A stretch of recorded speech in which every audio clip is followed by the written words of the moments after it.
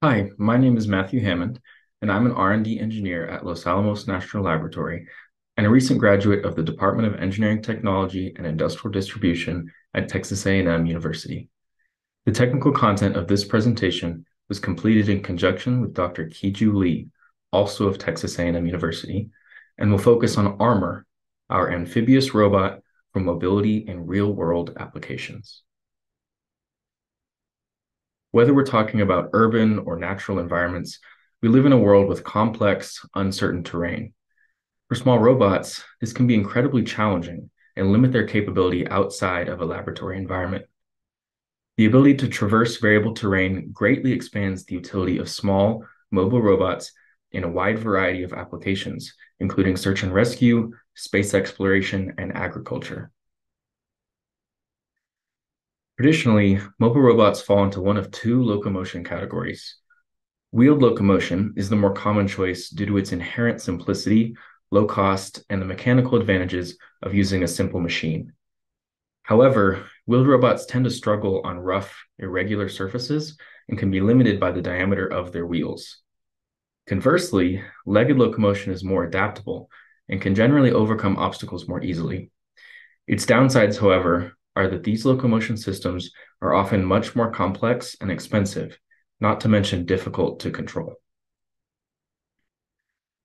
Combining the expected benefits from wheels and legs, a novel Wheeler mechanism was introduced in the paper by Zhang and Li in 2019. This mechanism consists of a central gear, a set of leg segments with partial gears, and a pair of spoke frames to assemble all of the components together. The driving motor can be connected to the central gear to rotate the entire mechanism, and depending on the design and the external surface conditions, the leg segments can open or remain closed, dynamically adapting to the platform's current conditions to achieve versatile mobility. Interestingly, the legged configuration of this wheel resembles a rotary paddle used for paddle boats. This means that by making the robot chassis buoyant and waterproof, the robot can actually travel on the surface of water beyond just diverse land terrain. Based on this idea, we developed Armor, standing for Amphibious Robot for Mobility in the Real World. Armor has two fixed axis wheels with a balancing tail that allows it to scale larger obstacles. The transformable wheel mechanism, Wheeler, enables the robot to traverse diverse terrains, including staircases and the surfaces of bodies of water. We also note that most structural and mechanical components were 3D printed using PLA filament for Armor's design. These components take advantage of PLA's high strength to weight ratio and natural resistance to water in order to form Armor's resilient, lightweight chassis, which houses all of the system's electronics. The upper and lower casings prevent the infiltration of water and debris, while the motor caps insulate the system's high torque drive motors. The central platform secures the system's electronics and also creates a complex connection for the chassis' main seam. Armor's tail was designed with modularity in mind and consists of three separate components. The two main tail segments allow a user to customize the tail's length and tailor it for the anticipated environment, while the tail tip is manufactured using TPU filament rather than PLA. This provides Armor with a third point of contact with the ground that has a higher coefficient of friction, preventing it from slipping during the scaling of large obstacles like stairs.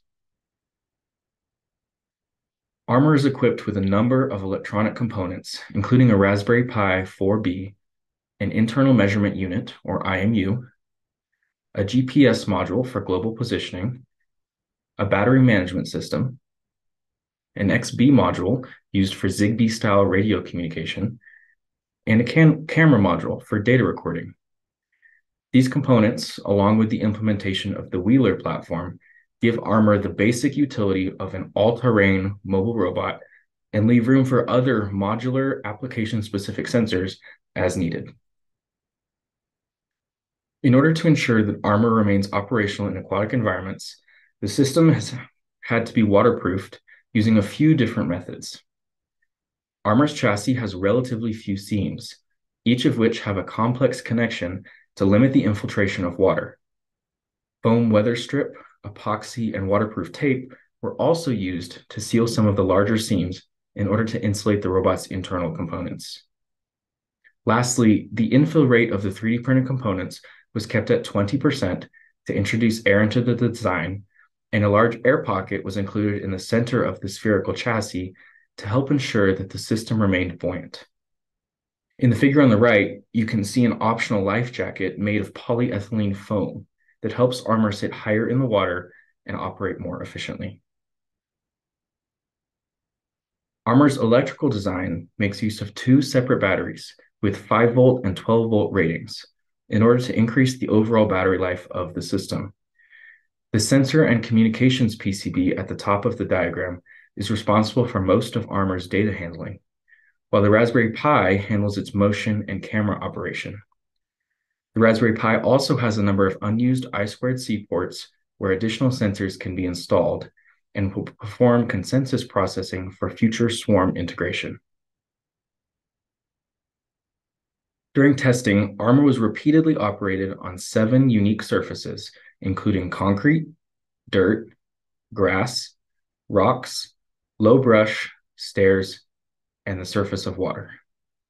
3 10-meter trials were performed on each of these surfaces at 65 RPM and 80 RPM speed settings.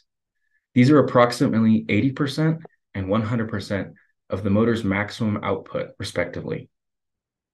Armor's performance was then measured using the average amount of time it took the platform to traverse the 10-meter course. Here are a few of those physical experiments demonstrating Armor's scaling and amphibious capabilities. In the top left, we have one of the stair scaling trials, where Armor scales an entire flight of stairs. The top right is one of the aquatic trials. The bottom left is a trial on grass, where the wheels remain mostly closed. And the bottom right is a trial on rocks.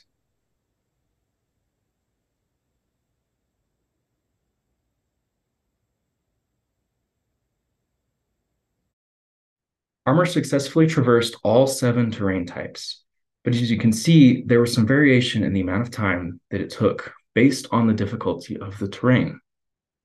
Smoother surfaces like concrete, dirt, and grass allowed Armor to remain in its wheeled configuration, resulting in faster traversal speeds than the rougher surfaces like rocks and low brush, where the wheels had to transform into the legged configuration in order to proceed.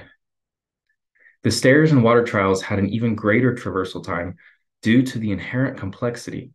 However, the traversal times were still within what we considered to be an acceptable bound for a small mobile robot.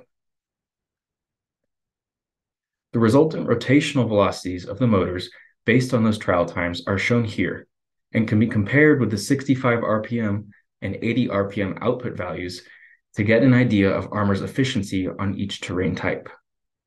This relationship is reliable in all cases except for the water trials, where the additional traversal time was caused by slippage and drag rather than the slower rotational velocity of the motors.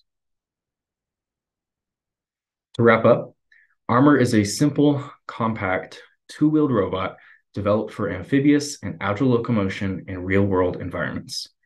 The presented technical work focused primarily on the system's hardware design and mobility testing, while future work will focus on further software development for autonomous navigation using Armor's onboard sensor array.